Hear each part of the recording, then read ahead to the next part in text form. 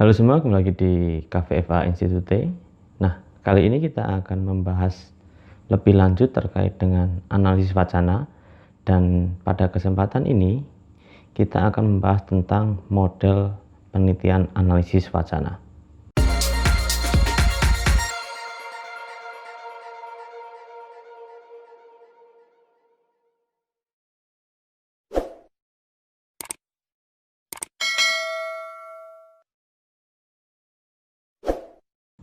Oke, jadi ini adalah salah satu contoh penelitian analisis wacana yang saya dapatkan dari Google Scholar yang judulnya Tindak Ilokusi Anak 8 Tahun dan Pengembangannya sebagai Bahan Ajar Analisis Wacana.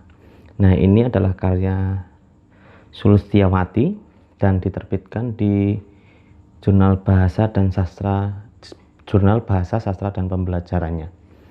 Oke. Jadi kemarin kita sudah bahas terkait dengan analisis wacana itu adalah upaya untuk melihat lebih dalam lagi wacana yang diproduksi. Dan salah satu alat untuk melihat wacana itu menggunakan tindak tutur ilokusi seperti yang kita lihat sekarang. Jadi contoh ini nantinya bisa menjadikan kalian sebagai pedoman atau gambaran untuk melakukan penelitian analisis wacana terhadap wacana-wacana yang muncul di sekitar kalian.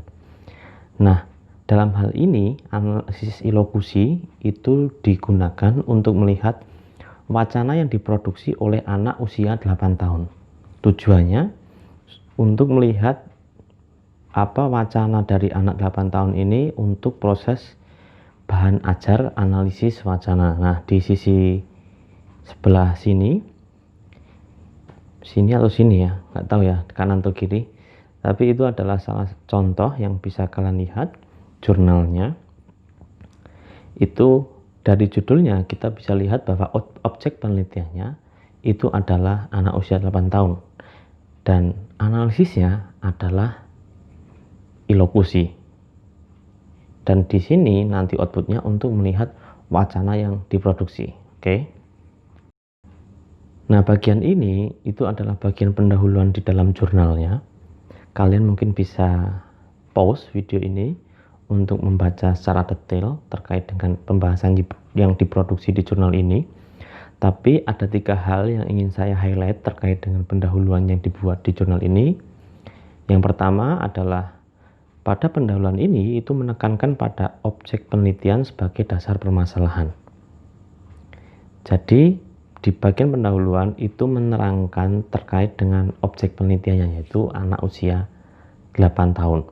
Lalu yang kedua itu yang saya highlight terkait dengan kajian yang akan digunakan untuk analisis data penelitian. Dan di sini menyajikan pendekatan ilokusi, teori-teori terkait dengan tindak tutur ilokusi. Dan yang terakhir itu menekankan pada gap analisis dari penelitian yang sebelumnya. Jadi ketika kalian memproduksi tulisan untuk keperluan tugas ataupun jurnal dalam konteks tulisan analisis wacana, di bagian pendahuluan kalian harus setidaknya membuat 3 penekanan ini. Yang pertama adalah menekankan pada objek kajiannya seberapa penting itu.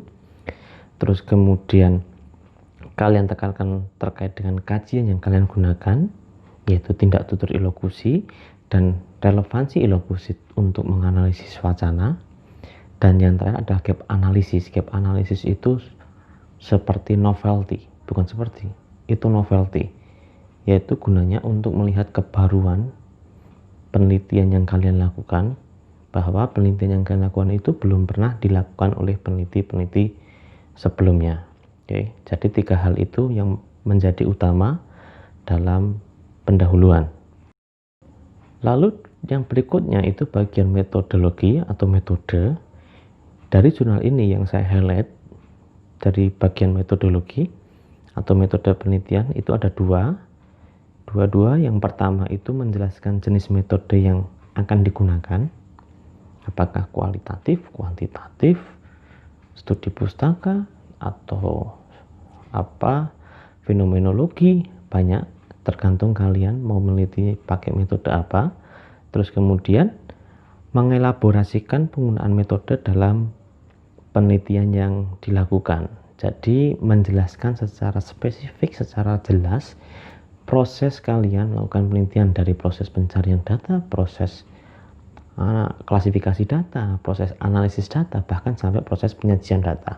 Dan itu memang menjadi sebuah dasar ketika kalian sedang membuat metode penelitian atau di bagian metodologi.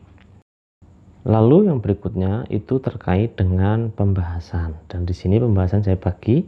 Ini pembahasan pertama yang saya highlight itu menjelaskan temuan data yang sudah dikumpulkan selama penelitian, dan yang kedua itu menjelaskan analisis data sesuai dengan data yang sudah ditemukan. Nah, itu kalian bisa lihat model penyajiannya. Di sini model penyajiannya adalah hasil dan pembahasan, kemudian dia menyebutkan hasil penelitian, baru menyebutkan pembahasannya. Dan di bagian pembahasan, tindak ilokusi anak usia 8 tahun dibagi menjadi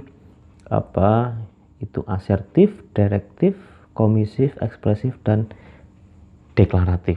Jadi itu pembagian terkait dengan data yang ditemukan, data wacana yang ditemukan dari anak usia 8 tahun. Temuannya itu. Mungkin kalau usia 10 tahun atau 20 tahun mungkin bisa beda lagi ya. Lalu ini pembahasan yang kedua, jadi analisis data yang sudah disajikan ke dalam kategori yang spesifik sehingga memudahkan pembaca memahami hasil penelitian yang ditemukan. Jadi kalian ketika ingin menyajikan sebuah pembahasan, analisis pembahasan, pastikan kalian sudah mengumpulkan datanya secara lengkap. Terus kemudian dari data yang lengkap itu kalian kategorisasikan. Kategorisasi, kalau misalkan di contoh ini tadi kategori asertif, itu datanya apa saja, kemudian dianalisis. Terus kemudian kategori komisif, datanya apa saja, kemudian dianalisis kenapa masuk komisif. Terus kategori direktif, kenapa data-data di temuan analisis wacana anak 8 tahun itu masuk direktif, dan seterusnya.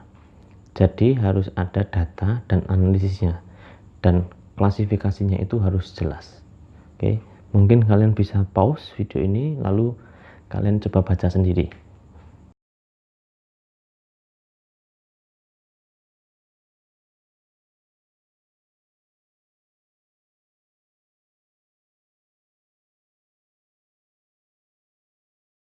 Yang berikutnya atau yang terakhir itu terkait dengan kesimpulan dan saran. Nah, kesimpulan adalah bagian akhir dari suatu penelitian yang menjelaskan secara menyeluruh hasil penelitian dari awal hingga akhir.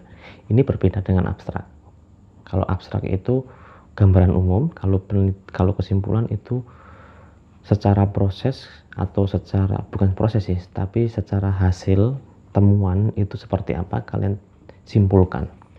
Dan saran juga ketika ada sesuatu hal yang perlu ditindaklanjuti untuk penelitian lebih lanjut, itu bisa dimasukkan ke dalam saran. Oke, jadi mungkin itu terkait contoh model penelitian analisis wacana yang bagian tindak ilokusi dari anak usia 8 tahun. Nah, mungkin dari situ kalian bisa mencoba memetakan, membuat mind map ketika kalian pengen membuat tulisan terkait analisis wacana itu seperti apa. Kurang lebihnya seperti itu, dari pendahuluan, metodologi, pembahasan, sampai ke kesimpulan. Oke, jika ada hal yang ingin ditanyakan mungkin kita bisa diskusikan. Ciao.